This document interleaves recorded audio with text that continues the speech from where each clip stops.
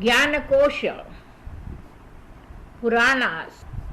सर्गच्च प्रतिसर्गच्च वंशो मन्वन्तराणि च वंशानुचरितं चैव पुराणं पञ्चलक्षणम्.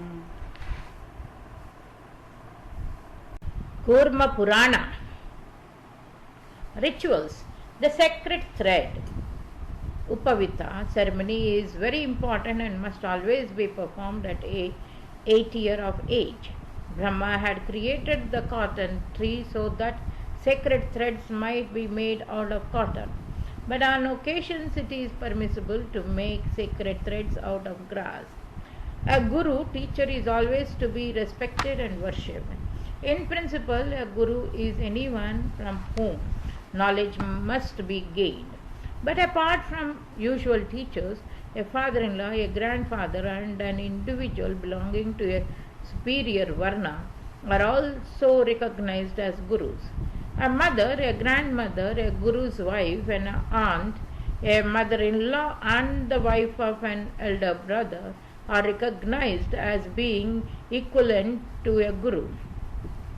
One must never show a guru disrespect or argue with. A person who hates his guru is certain to go to hell.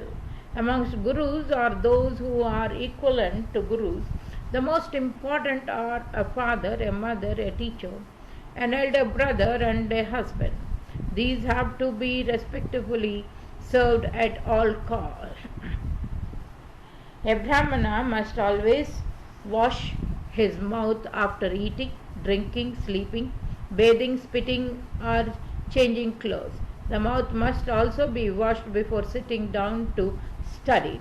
It is also recommended that the mouth be washed after talking to those who do not believe in the Vedas, Shudras, outcasts, and women.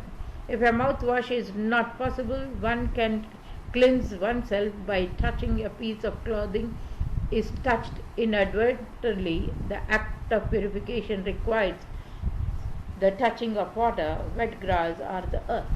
One of the most sacred mantras that one can chant is the Gayatri. Before chanting, 32 cells must be drawn, and the letters of the mantra must be written down in the cells as indicated. To recite the Gayatri, one now reads the letters as they occur in the numbered cells. That is, one starts with cell number 1, moves to cell number 2, and so on and so forth. A person who kills a Brahman, drinks wine, or steals gold from a Brahman has to perform penance by killing himself. A person who kills a Brahman may also build a hut in the forest and live there for a period of 12 years. But throughout the period he has to bear a mark signifying the dead Brahman's head on his palm. He is also not permitted to visit another Brahman or a temple as long as the penance is going on. It needs to be mentioned that the sin of killing a Brahman can be thus pardoned only if the killing was done inadvertently. If the killing was conscious, no penance will suffice. Under such circumstances, the sinner had best immolate himself in a fire, drown himself, or fast to death. For other sins, the observance of a religious rite vrata is often indicated. The major vratas are as follows. Santapana. This involves living for one whole day on cow's urine, go down cow's milk, curds made from cow's milk, and clarified butter made from cow's milk. The next day is a day of fasting. Mahasantapana. This is a more severe version of the earlier vrata. In the case of Santapana vrata, 5 items were listed as permissible food. Mahasantapana vrata lasts for a period of 6 days, and on each of these days only one of the 5 items mentioned may be partaken of. The 7th day is day of fasting, Prajapatya or Kricha. If this vrata is to be observed, one can eat only during the day. For the first 3 days, one is only permitted to eat 26 handfuls of food, each handful being as large as hen's egg. For the next 3 days, 22 handfuls are permitted, but only in the evening. And for the final 3 days, 24 handfuls are permitted. Atikricha. This is a more severe version of the earlier vrata. For the first 3 days, a single handful of food is permitted during the day. For the next 3 days, one handful is permitted in the evenings. 1 handful of food, each handful being as large as a hen's egg. For the next 3 days, 22 handfuls are permitted, but only in the evening. And for the final 3 days, 4 handfuls are permitted. Paraka, 12 continuous days of fasting are required for this. Tapta Kricha, this vrata lasts for a period of 12 days, during which time one is permitted to bathe only once a day. For the first 3 days, one drinks only water. For the next 3 days, one lives on milk. One has to live on clarified butter. For the ensuing 3 days are days of fasting.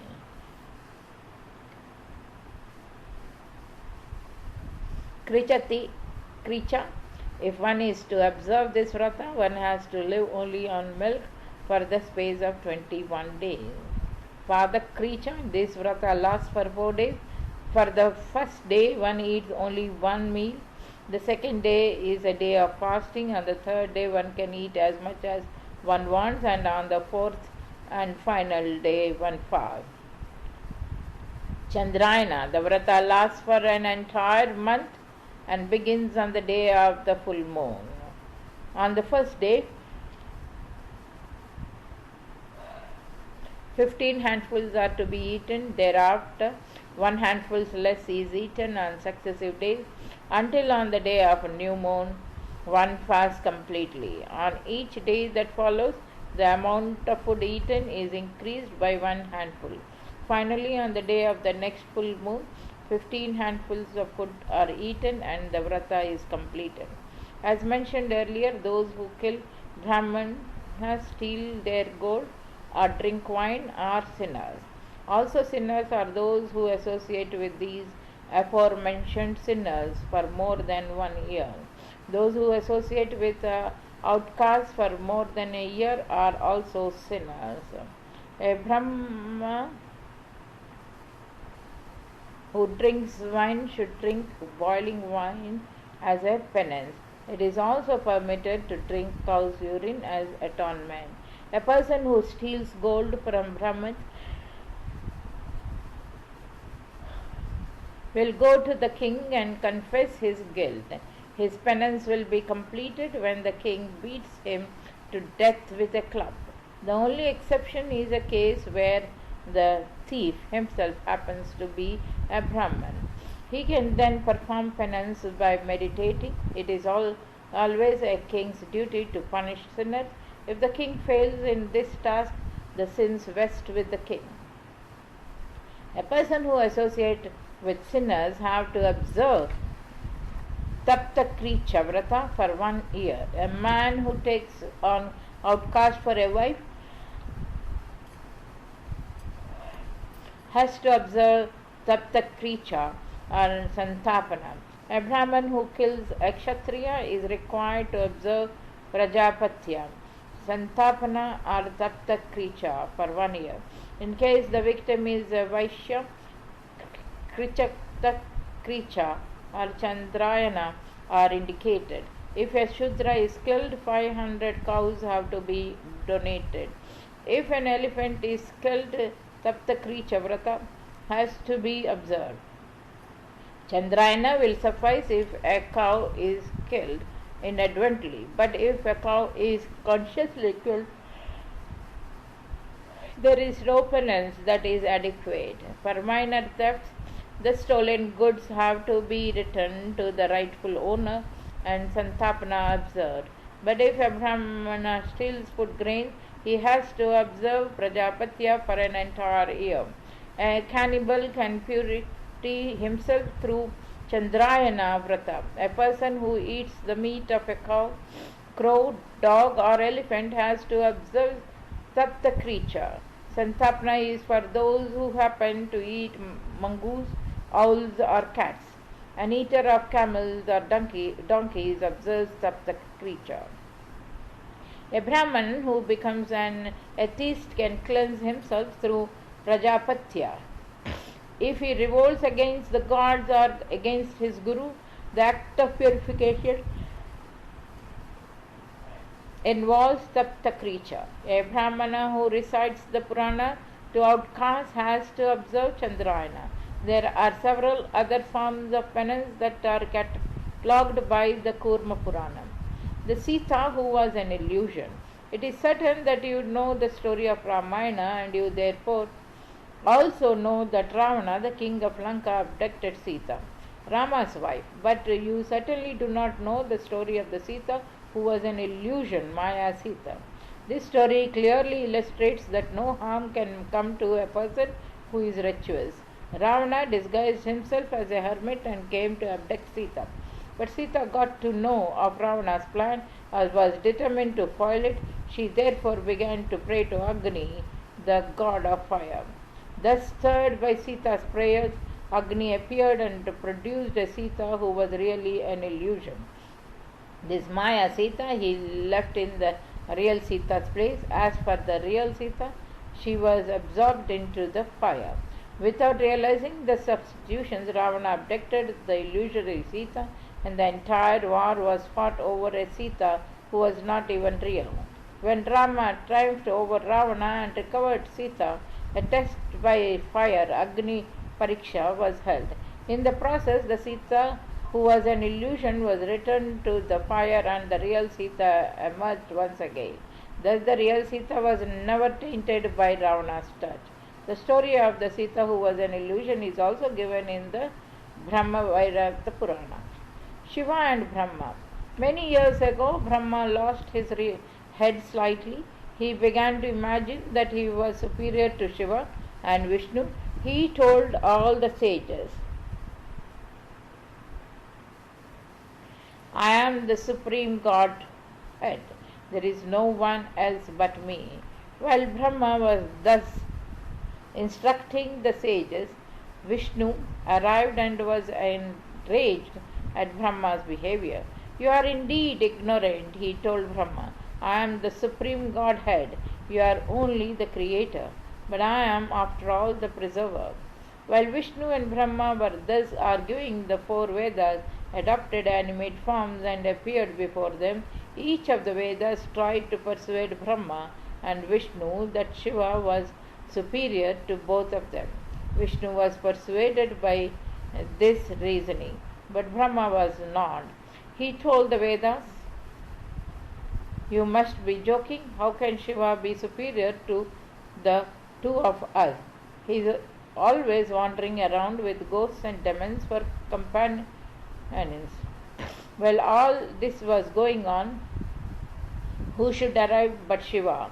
Brahma promptly proceeded to insult Shiva. Shiva then created a being named Kalabhairava from his own body, and Kalabhairava started to fight with Brahma. In those days, Brahma used to have 5 heads.